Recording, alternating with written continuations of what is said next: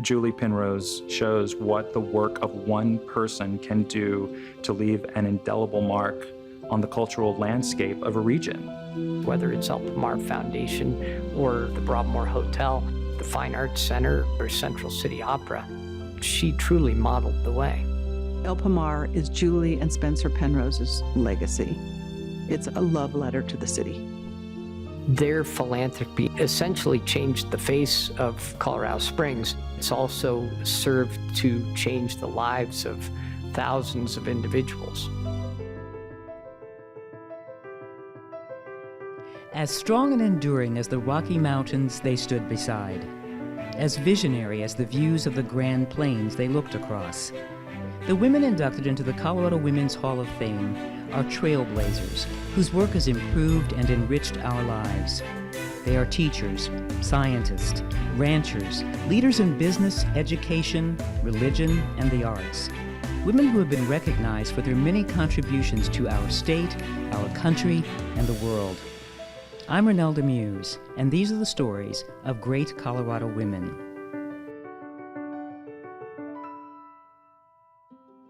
Julie Penrose is someone who was caring, compassionate, and dedicated to her community. She was a forward-thinking philanthropist who grew up in a family that had a tradition of civic engagement, and she brought those traditions with her to Colorado Springs. She utilized her privilege to improve the lives of people around her.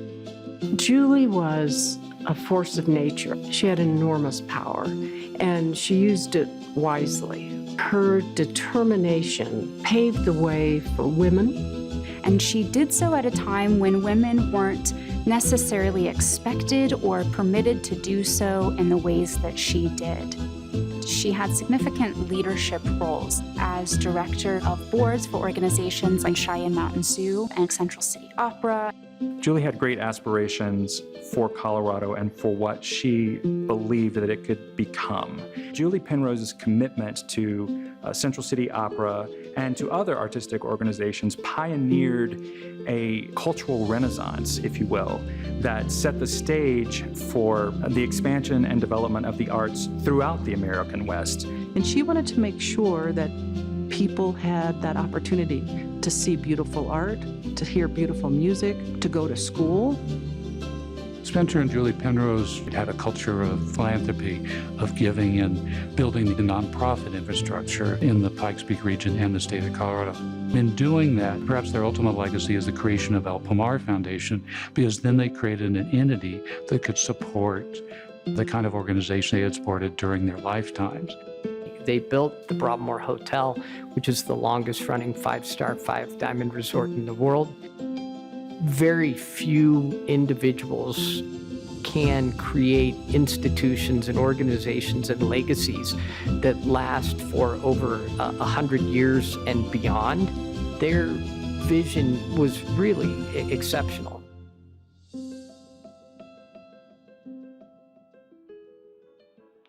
Julie was born August 12, 1870 in Detroit, Michigan, to Alexander Lewis and Elizabeth Ingersoll.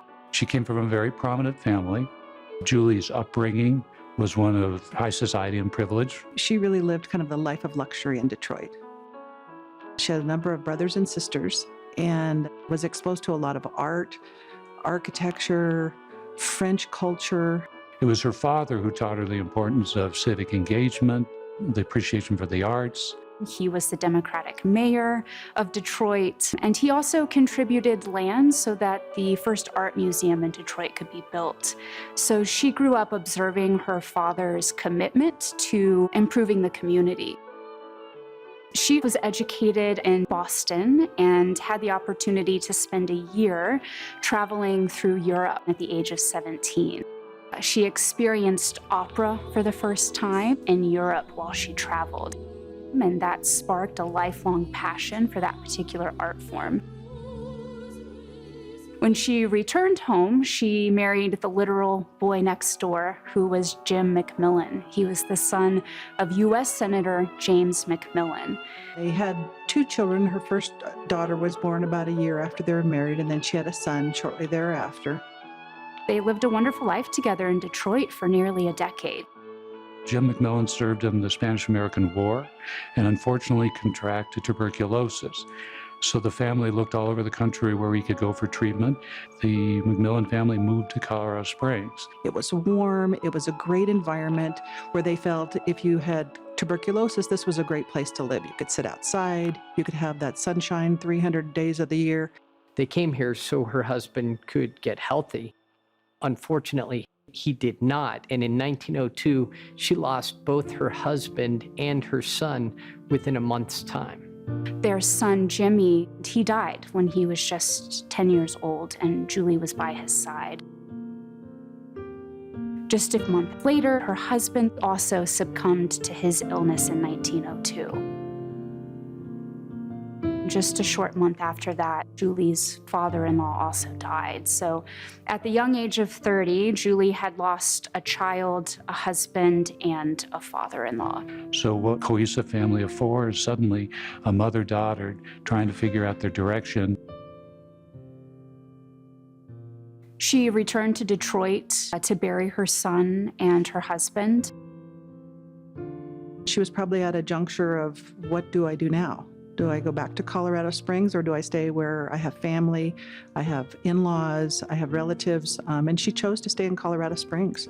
Julie and her friend Edith, both of these women were recently widowed, had spent a few years a bit withdrawn from society, but Edith had informed Julie that she did not intend to remain tragic her entire life and decided to pursue marriage again. And Julie ultimately decided to do the same. And she set her sights on Spencer Penrose. Spencer Penrose came from Philadelphia and came out here to Colorado in 1892. He ended up meeting up with a childhood friend of his, Charlie Tutt. The two of them invested in the COD mine in Cripple Creek, the cash on delivery mine. It hit pay dirt, and from there, the two invested in other opportunities. And in 1903, Tutt and Penrose formed a company called the Utah Copper Company. That's probably where Spencer Penrose got 99% of his wealth, was copper mining. Spencer Penrose was receiving easily $1 million a year in dividends from his investment in Utah Copper. So he was probably one of Colorado's most eligible bachelors. When Spencer Penrose met Julie, he met his match. Julie was well-educated, she was smart, very refined. When she would walk into a room, conversation would stop. She had an enormous presence.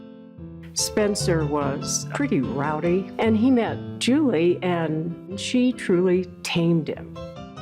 And it really created a kind of an impression on him of what it would be like if he had someone else in his life.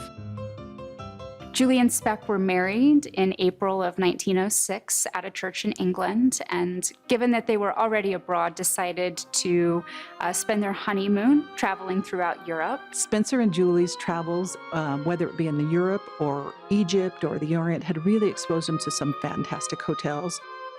They truly appreciated the grandeur of the resorts in Europe, and they wanted to bring that back to Colorado and Colorado Springs in particular. In 1916, Spencer had the idea to build a hotel in Colorado Springs. He had inquired about purchasing the Antlers Hotel, which had been built by General William Jackson Palmer, who was deceased at the time. They wanted $200,000. He offered $85,000. They couldn't come to terms. So Spencer Penrose wrote the estate a letter saying, I will build the finest hotel Colorado's ever seen at Broadmoor. Well, it turns out the location of the Broadmoor Hotel, there was already a casino built there called the Broadmoor. It was prohibition during that time frame. And the city of Colorado Springs did not allow alcohol or saloons or bars. This was ideal right here because it was outside of city limits. So Penrose buys the Broadmoor Casino and starts building the Broadmoor Hotel in 1916. Whatever they did it well, they did it thoroughly, and they did it right. Both of them realized, how are they going to attract wealthy folks from the East Coast to Colorado? And their thought was, let's reproduce what they expect to receive in New York and Philadelphia and Chicago here in Colorado Springs. And not merely mimic anything that's been done in the East, but also to create something that was new and unique to this region. So they hired the architect firm of Warren and Wetmore to design the Broadmoor. They hired the landscape architecture firm of Frederick Law Olmsted. They had just finished Central Park in New York City. So they hired the finest people they could to build their Broadmoor Hotel and modeled it after a Spanish-style resort, which was unique in this country at the time. Julie was the one who inspired Mr. Penrose to create the hotel with the elegance that it has today. Working with artisans, interior decorators, filling the resort with artwork. It was Julie who concerned herself with the interiors of the hotel. She wanted the rooms to be of the highest finish, the furniture to be of the highest quality, because they wanted the people from the East Coast to feel comfortable here. She knew about the ceilings of Grand Central Station and the artisans who painted those ceilings. So she told Spencer that he needed to hire those artisans. So actually 3 of those people who painted the ceiling of Grand Central Station were out here for 6 months painting the ceilings of the Broadmoor Hotel. There's artwork in that hotel that is absolutely stunning. But even the choice of chinas, the choice of silver, the things that they were exposed to by going to nice hotels and nice restaurants, I think that's really Julie's fingerprint in the hotel. None of that has changed. It has retained 100% of that, what she put in it. Spencer really focused on the business, and Julie provided the soul and the spirit. She loved animals, and you can often see photos of her with her dogs, and that legacy is actually honored through the Broadmoor to this day. If you bring your dog to the Broadmoor, it's part of the Pity Pat Club, because that was the name of one of her dogs at the time. The Broadmoor really brought tourism to Colorado Springs, and not just as the hotel. Mr. Penrose was interested in economic development. He wanted to create a network of attractions to encourage people to visit Colorado Springs and stay at the Broadmoor. And through his very successful and iconic business adventures, such as creating the highway up to the summit of Pikes Peak, starting the Pikes Peak Robust Rodeo and the Pikes Peak International Hill Climb, he was able to create economic vitality here. Spencer Penrose's greatest strength was making money, building Colorado Springs, and the infrastructure. But it was Julie who brought a heart to it, helped people who were disadvantaged. That's where her strength was. I think she really had a tender spot for children and making sure that they were taken care of, and especially boys, because she lost her son at such a young age. Well, Julie and Elizabeth Hare got this idea in the late 20s to create a boarding school.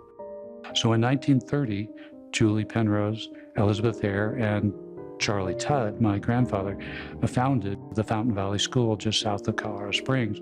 Julie was known to provide scholarships for the boys who were attending that school, and she often bought musical instruments for the boys as well so that they could pursue studies in music. She did the Colorado Springs Early Day Nursery Center, and then the Boys and Girls Club. Sometimes Spencer and Julie's philanthropy was very unique. There was a flood in Monument Valley Park in the 1920s, and it took out a lot of park features. And when they went to build it back up, Spencer and Julie felt that there needed to be a swimming pool for kids in Colorado Springs to be able to use. And so they built a bathhouse and a swimming pool that still exists today for the kids of the Pikes Peak region to use free of charge. She was central in creating all this infrastructure to help people who didn't have privilege and success in their lives, but wanted to be part of Colorado Springs and be part of its success. And I think she had a deep desire to create a certain sense of refinement and community and culture that may not have existed before, to kind of have it evolve beyond its industrial roots. It was important to her that Colorado and the West be recognized as a cultural hub. Julie was a great supporter of arts and culture and recognized that there was a real opportunity to bring fine artists and performing artists and musicians to Colorado. And in 1919, Julie had the vision to create the Broadmoor Art Academy and used her home at 30 West Dale Street to be the headquarters of that facility. Julie fought very hard to host classes for women, which had not been done before. Women artists were able to come here and study and train at a time when the arts field was particularly dominated by men. As the Broadmoor Art Academy outgrew that location, it was ultimately razed, and then the Fine Arts Center was built there. Her donation started the Fine Arts Center.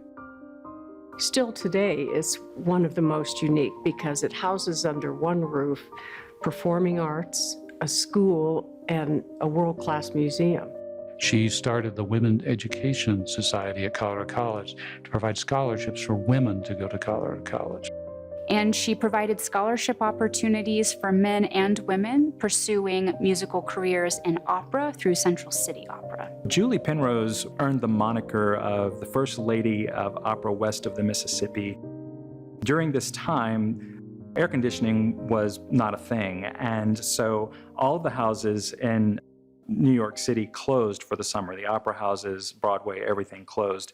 So all of those performers were looking for work. They were given the opportunity to come up and perform in Central City, and that was always the tradition from the beginning.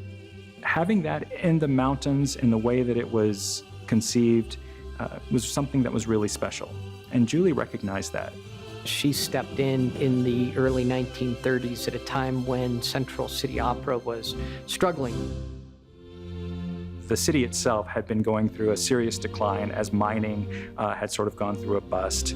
A mining company had come into town and was wanting to pay the city to evacuate, and basically they were just going to turn it into a dump. The Opera House was in complete disrepair. So in 1932, they established the Central City Opera House Association, and Julie Penrose became an early member of the board. This was about preservation. It was about history. It was about something that was bigger than all of them, and they wanted to make sure that it was here for generations to come, and they saw the Opera House itself as the key to that. Were it not for Julie Penrose, Central City Opera would not be here today. She provided resources that laid the foundation for excellence of performance for Central City Opera that still vets out today. She was constantly thinking about the future of the organization and what it might be. And in the 1950s, she led historic preservation initiatives to ensure that 100 years later, the opera would be a thriving organization. Today, it's the 5th oldest opera company in the United States. Throughout Julie's life, she experienced great loss, particularly due to family members who succumbed to illness. Spencer Penrose was afflicted with throat cancer in the 1930s. They both recognized that Colorado Springs did not have the resources and healthcare that they had experienced in their hometowns of Detroit and Philadelphia, but also abroad. So he goes to Paris, France, and hired a Dr. Coutard, who was the foremost authority on radiation treatment for cancer in the world. And he recognized that there was an opportunity to bring that quality of healthcare to Colorado Springs.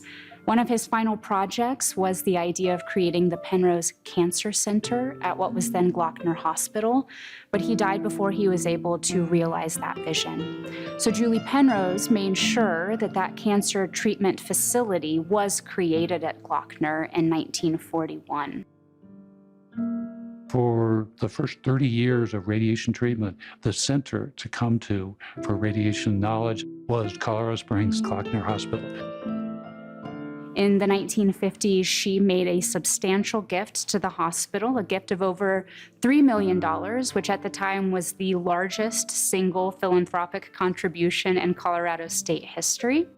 And it allowed the hospital to expand in really instrumental ways. And at that point, they renamed it Penrose Hospital. Ironically, if anything has the Penrose name on it today, it was done by the trustees in the honor of the Penroses. And that was part of their character, is they didn't want their name splashed all over Colorado Springs. They wanted others recognized for their work. One of the historic properties that El Pomar Foundation owns and operates in honor of the Penroses is Penrose House, which was a home near the Broadmoor that had been built in 1910 by good friends of theirs. That couple had died, the house sat empty for a few years, so the Penroses were able to purchase this estate at a mere $70,000. So they created these really extraordinary grounds that still exist today. If you tour Penrose House and look at the statue that honors Julie and her beloved gardens here, there's a rosary in one hand and plans for the Broadmoor. When Julie's husband was ill with throat cancer, Glockner Hospital was run by the Sisters of Charity of Cincinnati, a Catholic organization. In thanks of their great health care that they provided to Spencer, along with comfort, Julie Penrose decided to donate their El Pomar home to the Sisters of Charity so that they could operate the home as a retreat center. Her vision was that this could become a place where women could find comfort and a path to faith or strength. And the sisters used it for Julie's purposes until El Pomar bought it. Since 1992, this property has served as a nonprofit conference facility and a facility where some 27,000 people come through here each year to have their meetings, to have receptions, and enjoy the environment that Julie Penrose envisioned. When you look at the organizations that Mrs. Penrose either created or provided significant financial support or leadership direction to, you see organizations that are not just still present and active in the Colorado Springs community today, but are organizations that are thriving and are doing significant work. She was one of the founding directors and supporters of the Colorado Springs Symphony. Organizations like the Cheyenne Mountain Zoo, one of the top 10 zoos in America, was started by Spencer and Julie Penrose. In the 1920s, her husband Speck had this idea of exhibiting a collection of carriages at the Broadmoor to keep alive this tradition of coaching that both he and Julie grew up with. So in 1941, Julie Penrose and Jan Rutenberg created what was then called the El Pomar Carriage Museum. That museum is in operation today. It's known as Penrose Heritage Museum, and it recently celebrated its 80th anniversary. Whether it's Fine Arts Center, or Fountain Valley School, or Central City Opera, she truly modeled the way. All these organizations started while Spencer was out making money, and then they came together with the creation of El Pomar Foundation in 1937. El Pomar is Julie and Spencer Penrose's legacy.